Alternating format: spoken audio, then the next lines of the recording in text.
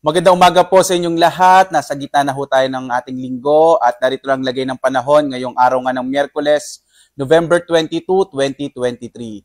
Sa ngayon ho, base sa ating latest satellite images, makikita nyo ho ang northeast monsoon o yung hanging amihan ang nakaka-apekto partikular na sa malaking bahagi ng Luzon habang nariyan pa rin ang shear line. O ito ho yung banggaan ng malamig na hanging amihan at yung mainit na hangin na mula naman dito sa easterlies o dito sa karagatang Pasipiko. Ang nangyayari ho kasi kapag meron tayong malamig na hangin at mainit na hangin, ang tendency ho umaangat yung mainit na hangin habang bumababa naman yung malamig na hangin. At dahil doon, nagkakaroon ng mga kaulapan, kaya ho nagkakaroon tayo ng mga pag-ulan, partikular na nga dito sa may silangang bahagi ho ng Kabisayaan, yung Eastern Visayas, nakararanas pa rin ng mga pag-ulan, gayon din yung Bicol region, at umaabot na ho dito sa may bahagi nga ng Quezon Province.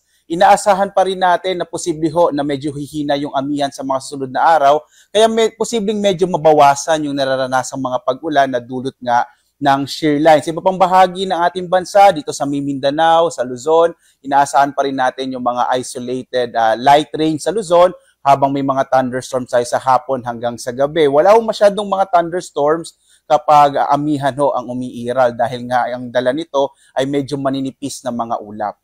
So sa ngayon din ho, wala tayong minomonitor na anumang low pressure area. Ibig sabihin ho, posible hanggang weekend, baka nga po hanggang long weekend, araw ng Lunes wala hong pasok, ay posible ho na walang mabuo na bagyo. Pero patuloy pa rin natin itong imo-monitor.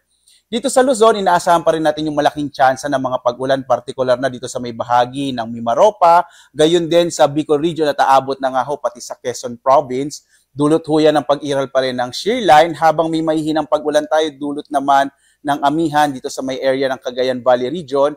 Sa nalabing bahagi ho ng Luzon, inaasahan pa rin natin yung mga isolated light rains o mga pulo-pulong mahihinang pag-ulan, dulot din yan ng amihan. Yung agwat nga ng temperatura sa Lawag, nasa 20 to 32 degrees Celsius, sa Baguio ay 14 to 24, sa Tuguegarao ho, 21 to 27 degrees Celsius, sa Kamaynilaan, 22 to 32 degrees Celsius, sa Tagaytay 20 to 29 degrees Celsius, sa Legazpi 24 to 28 degrees Celsius, habang sa Puerto Princesa sa Palawan 27 to 32 degrees Celsius, sa Calayan Islands ganoon din ho, 27 to 32 degrees Celsius.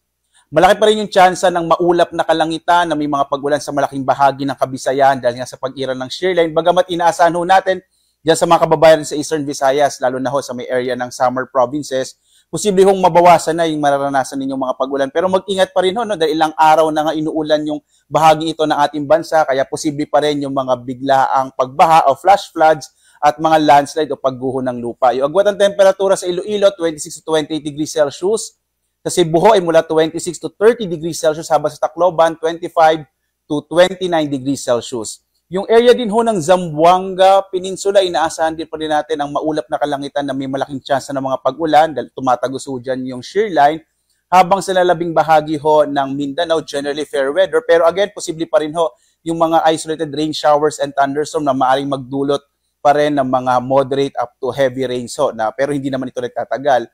Yung agwat ng temperatura sa Zamboanga, 25 to 32 degrees Celsius. Sa Cagayan de Oro, 25 to 29, habang sa Davao ay hanggang 33 degrees Celsius. Sa ngayon ho, may nakataas pa rin tayong gale warning, partikular na sa mga baybayin ho ng Batanes, Ilocos Norte, Ilocos Sur, Cagayan, Isabela, Aurora, Northern Quezon kasama Polillo Islands, Calaguas Islands, Rapu-Rapus, Albay, gayon sa silangang bahagi ho ng Sorsogon at gayon din sa northern and eastern coast ng Catanduanes. Sa mga area na ito, inaasahan pa rin natin mga malalakas sa pag-alon ng karagatan, kaya ho delikado pa rin maglayag yung mga maliliit sa sakyang pandagat at maliliit na mga bangka, kaya iwasan muna pong pumalaot dito sa mga baybay na ito ng ating bansa.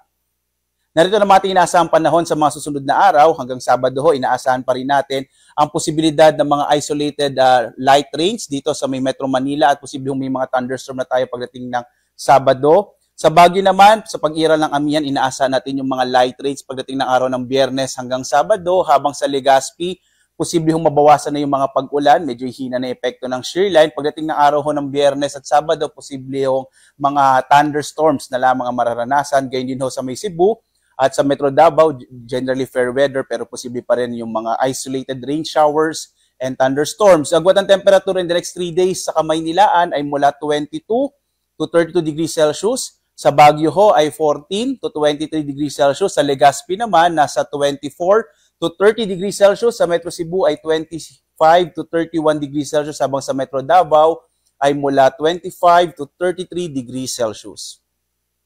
Inaasahan naman natin na pagsikat ng haring araw mamayang alas 6 na umaga at lulubog, ganap na 5:24 naman ng hapon. At sundan pa rin tayo sa ating iba't ibang mga social media platforms sa X, Facebook at YouTube. At para sa mas marami pang impormasyon sa lagay ng ating klima at panahon, maaari tayong pumunta sa ating website pag-asa.dost.gov.ph. At live ho na nagbibigay ng update mula dito sa Pag-asa Weather Forecasting Center. Ako si Obet Badrina. Lagi ho tayo maghanda para sa ligtas na Pilipinas. Maraming salamat po.